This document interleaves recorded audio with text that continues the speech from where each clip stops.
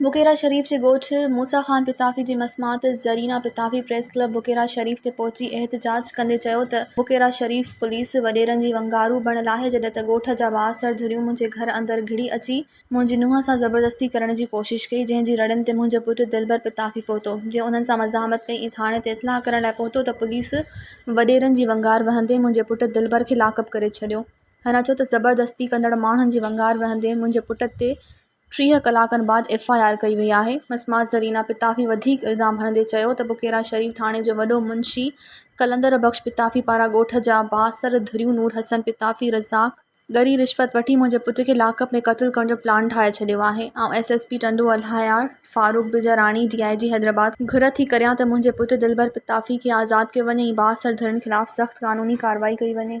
मज़ीद ख़बरनि ऐं तफ़सीलात लाइ विज़िट कयो असांजी वेबसाइट www.awamiNewsHD.com ऐं ॾिसंदा रहो अवामी न्यूज़ HD।